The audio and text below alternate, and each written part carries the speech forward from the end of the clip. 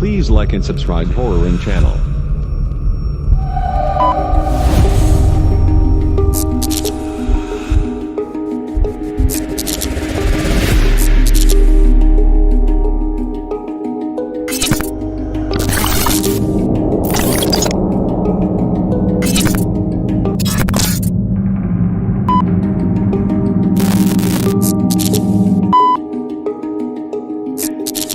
नमस्कार दोस्तों, स्वागत है एक बार फिर से मेरे चैनल ट्रेजिक टेल्स पर।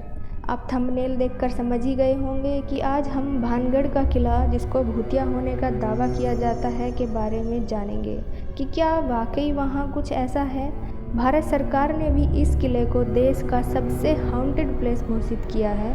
तो हम अपनी कहानी में आगे बढ़ें उससे पहले मैं आप सभी लोगों से रिक्वेस्ट करना चाहूँगी, अगर आपको ये वीडियो अच्छी लगे तो प्लीज़ मेरे चैनल को सब्सक्राइब करना ना भूलें और लाइक शेयर के साथ साथ बेल आइकन को भी दबाना ना भूलें, ताकि आपको ऐसी रोचक जगहों के बारे में जानकारी मिलती रहे। तो चलिए समय ना गवाते हुए चलते हैं हम आज के टॉपिक भानगढ़ के किले की तरफ। यूँ तो भूतों का होना या उनके होने की बात हर किसी को रोमांचित करती है, लेकिन अगर ये किसी के साथ सच में घटित हो जाता है तो सारा रोमांच धरा का धरा रह जाता है।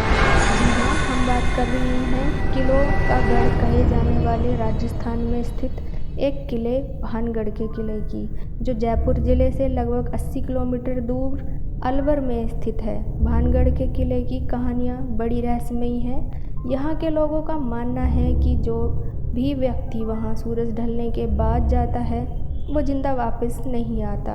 कुछ स्थानीय लोगों का कहना है कि यहाँ शाम के समय एक बाज़ार लगता है, जहाँ राजा रानी आदि के भूत खरीदारी करने आते हैं। संगीत की आवाज़ सुनाई देती है, चूड़ी टूटने की आवाज़, किसी के रोने की आवाज़ आती है, पर सच क्या है कोई नहीं जानता। यहाँ के स्थानीय लोगों से बात करने पर कई कहानियाँ निकलकर सामने आती हैं और सबसे ज़्यादा फेमस है रानी रत्नावती की कहानी। लोगों के तरह तरह की बातों के बीच जो कहानी है वो कुछ इस तरह है। 1573 में आमेर के राजा भगवंत दास ने भानगढ़ के किला बनाया था, जिससे बाद में राजा माधो सिंह ने अपना निवास स्थान बना लिया। कहते हैं कि भानगढ़ की राजकुमारी रत्नावती बहुत ही सुंदर थी। उसकी खूबसूरती के चर्चे दूर दूर तक फैले हुए थे। कई राज्यों से उसके लिए रिश्ते भी आना शुरू हो गए थे। एक बार राजकुमारी अपनी सहेलियों के साथ सैर करने निकली। उसको इत्र मतलब परफ्यूम का बहुत शौक था, इसलिए वो इत्र की दुकान पर पहुंची। वहीं सिंधु देवड़ा नाम के तांत्रिक की नज़र उस पर पड़ गई। वो उसको देखते ही उस पर आसक्त हो गया और उसे पाने के लिए बेचैन हो उठा। उस एक तरकीब निकाली, जिस दुकान से राजकुमारी को इत्र जाता था उस शीशी पर काला जादू कर दिया, जिससे राजकुमारी उसके वश में आ गई। जब राजा को इस बात का पता चला तो राजा ने एक कुआं खुदवाया और उसमें कोई चीज़ डलवा दी और ऐसा दिखाया कि सिंधु देवड़ा के अलावा उसे और कोई निकाल ही नहीं सकता है, क्योंकि सभी जानते थे वो एक तांत्रिक है। सिंधु देवड़ा वहाँ आया और इस बात से अनजान कि उसके मौत का षड्यंत्र यहाँ पर रचा जा चुका है। वो बिना कुछ सोचे समझे उस वस्तु को निकालने के लिए कुएं में उतर गया, लेकिन उसे कुछ ही देर में समझ आ गया कि ये एक षड्यंत्र है।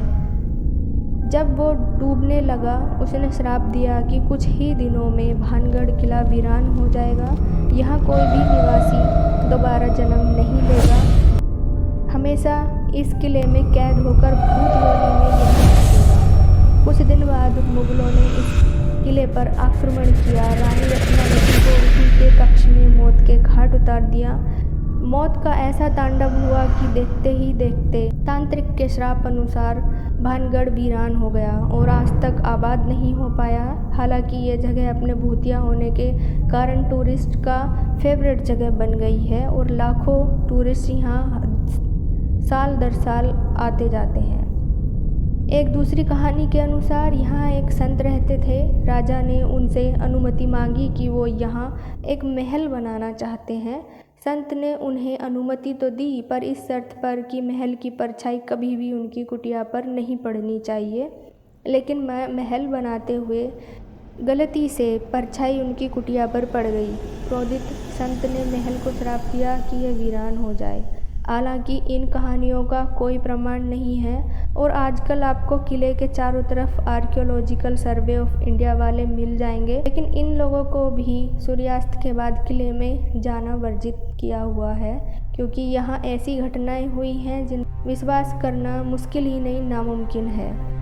तो ये थी भानगढ़ के किले के कुछ रहस्य जिनसे आज भी पर्दा नहीं उठ पाया है। हो सकता है भविष्य में सच्चाई सामने आए। तो चलिए इसी उम्मीद के साथ इस वीडियो को यहीं समाप्त करते हैं और मिलते हैं नेक्स्ट वीडियो में एक ऐसी ही रोमांचक जगह की जानकारी के साथ। जाने से पहले हमारे चैनल को Please like and subscribe Horror In channel. Bye bye.